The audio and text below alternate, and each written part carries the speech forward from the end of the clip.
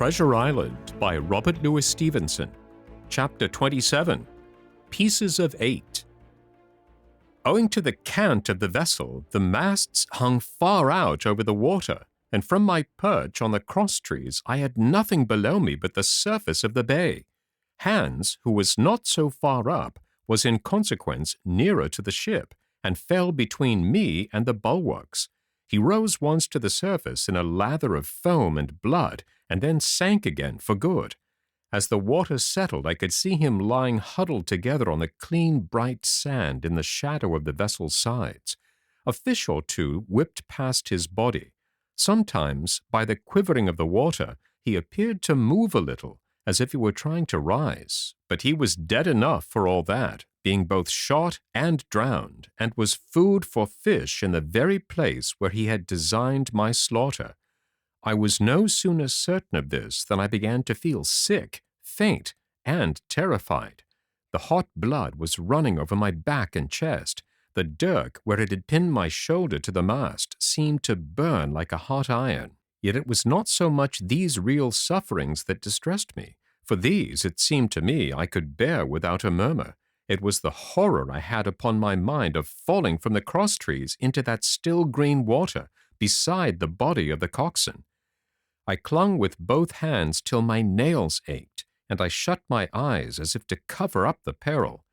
Gradually my mind came back again, my pulses quieted down to a more natural time, and I was once more in possession of myself. It was my first thought to pluck forth the dirk, but either it stuck too hard or my nerve failed me, and I desisted with a violent shudder. Oddly enough, that very shudder did the business. The knife, in fact, had come the nearest in the world to missing me altogether. It held me by a mere pinch of skin, and this the shudder tore away. The blood ran down the faster, to be sure, but I was my own master again, and only tacked to the mast by my coat and shirt. These last I broke through with a sudden jerk, and then regained the deck by the starboard shrouds. For nothing in the world would I have again ventured, shaken as I was, upon the overhanging port shrouds from which Israel had so lately fallen. I went below and did what I could for my wound. It pained me a good deal, and I still bled freely, but it was neither deep nor dangerous, nor did it greatly gall me when I used my arm. Then I looked around me, and as the ship was now, in a sense, my own, I began to think of clearing it from its last passenger, the dead man, O'Brien. He had pitched, as I have said, against the bulwarks, where he lay like some horrible, ungainly sort of puppet, life-size, indeed, but how different from life's color or life's comeliness. In that position I could easily have my way with him, and as the habit of tragical adventures had worn off almost all of my terror for the dead, I took him by the waist as if he had been a sack of bran, and with one good heave tumbled him overboard. He went in with a sounding plunge. The red cap came off and remained floating on the surface, and as soon as the splash subsided, I could see him and Israel lying side by side, both wavering with the tremulous movement of the water. O'Brien, though still quite a young man, was very bald. There he lay, with that bald head across the knees of the man who had killed him, and the quick fishes steering to and fro over both. I was now alone upon the ship. The tide had just turned. The sun was within so few degrees of setting that already the shadow of the pines upon the western shore began to reach right across the anchorage and fall in patterns on the deck. The evening breeze had sprung up, and though it was well warded off by the hill with the two peaks upon the east, the cordage had begun to sing a little softly to itself, and the idle sails to rattle to and fro. I began to see a danger to the ship. The jibs I speedily doused and brought tumbling to the deck, but the mainsail was a harder matter. Of course, when the schooner canted over, the boom had swung outboard, and the cap of it and a foot or two of sail hung even under water. I thought this made it still more dangerous, yet the strain was so heavy that I half feared to meddle. At last I got my knife and cut the halyards. The peak dropped instantly. A great belly of loose canvas floated broad upon the water, and since, pull as I liked, I could not budge the downhaul, That was the extent of what I could accomplish. For the rest, the Hispaniola must trust to luck, like myself. By this time, the whole anchorage had fallen into shadow, the last rays, I remember, falling through a glade of wood and shining bright as jewels on the flowery mantle of the wreck. It began to be chill. The tide was rapidly fleeing seaward, the schooner settling more and more on her beam ends. I scrambled forward and looked over. It seemed shallow enough, and holding the cut hawser in both hands for a last security, I let myself drop softly overboard. The water scarcely reached my waist, the sand was firm and covered with ripple marks, and I waded ashore in great spirits, leaving the Hispaniola on her side, with her mainsail trailing wide upon the surface of the bay. About the same time the sun went fairly down, and the breeze whistled low in the dusk among the tossing pines. At least, and at last, I was off the sea, nor had I returned thence empty-handed. There lay the schooner, clear at last from buccaneers and ready for our own men to board and get to sea again. I had nothing nearer my fancy than to get home to the stockade and boast of my achievements. Possibly I might be blamed a bit for my truantry, but the recapture of the Hispaniola was a clinching answer, and I hoped that even Captain Smollett would confess I had not lost my time. So thinking, and in famous spirits, I began to set my face homeward for the blockhouse and my companions.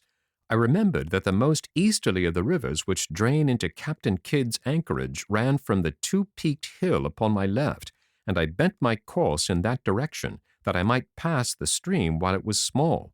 The wood was pretty open, and keeping along the lower spurs, I had soon turned the corner of that hill, and not long after waded to the mid-calf across the watercourse. This brought me near to where I had encountered Ben Gunn, the maroon, and I walked more circumspectly, keeping an eye on every side. The dusk had come nigh hand completely, and as I opened out the cleft between the two peaks, I became aware of a wavering glow against the sky, where, as I judged, the man of the island was cooking his supper before a roaring fire.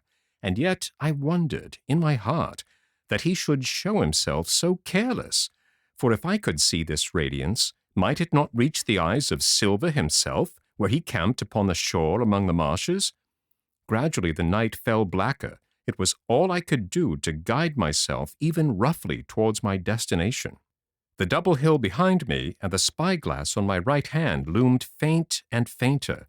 The stars were few and pale, and in the low ground where I wandered, I kept tripping among bushes and rolling into sandy pits.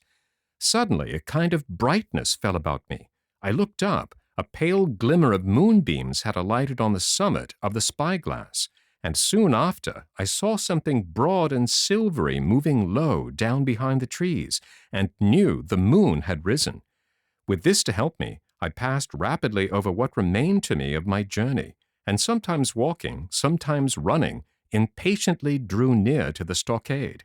Yet, as I began to thread the grove that lies before it, I was not so thoughtless but that I slacked my pace and went a trifle warily. It would have been a poor end of my adventures to get shot down by my own party in mistake. The moon was climbing higher and higher. Its light began to fall here and there in masses through the more open districts of the wood, and right in front of me a glow of a different color appeared among the trees. It was red and hot, and now and again it was a little darkened, as it were the embers of a bonfire smoldering. For the life of me I could not think what it might be. At last I came right down upon the borders of the clearing. The western end was already steeped in moonshine. The rest, and the blockhouse itself, still lay in a black shadow, checkered with long silvery streaks of light. On the other side of the house, an immense fire had burned itself into clear embers and shed a steady red reverberation, contrasted strongly with the mellow paleness of the moon. There was not a soul stirring, nor a sound beside the noises of the breeze. I stopped, with much wonder in my heart, and perhaps a little terror also. It had not been our way to build great fires. We were, indeed, by the captain's orders, somewhat niggardly of firewood, and I began to fear that something had gone wrong while I was absent. I stole round by the eastern end, keeping close in shadow, and at a convenient place where the darkness was thickest, crossed the palisade. To make assurance surer, I got upon my hands and knees and crawled, without a sound, towards the corner of the house. As I drew nearer, my heart was suddenly and greatly lightened. It is not a pleasant noise in itself, and I have often complained of it at other times, but just then it was like music to hear my friends snoring together so loud and peaceful in their sleep. The sea cry of the watch, that beautiful "all's well," never fell more reassuringly on my ear. In the meantime, there was no doubt of one thing. They kept an infamous bad watch. If it had been Silver and his lads that were now creeping in on them, not a soul would have seen daybreak.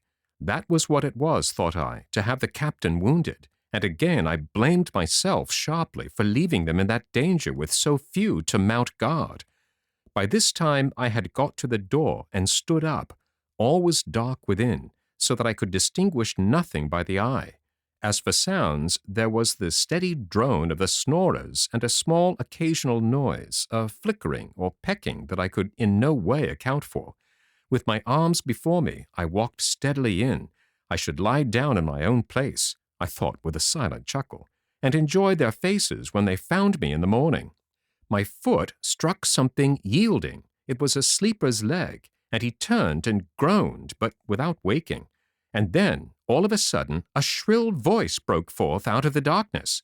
"Pieces of 8, pieces of 8, pieces of 8, pieces of 8, pieces of 8, and so forth, without pause or change, like the clacking of a tiny mill. Silver's green parrot, Captain Flint. It was she whom I had heard pecking at a piece of bark. It was she, keeping better watch than any human being, who thus announced my arrival with her wearisome refrain. I had no time left me to recover. At the sharp, clipping tone of the parrot, the sleepers awoke and sprang up, and with a mighty oath, the voice of Silver cried, "Who goes?" I turned to run, struck violently against one person, recoiled, and ran full into the arms of a second, who, for his part, closed upon and held me tight. "Bring a torch, Dick," said Silver, when my capture was thus assured, and one of the men left the log house and presently returned with a lighted brand.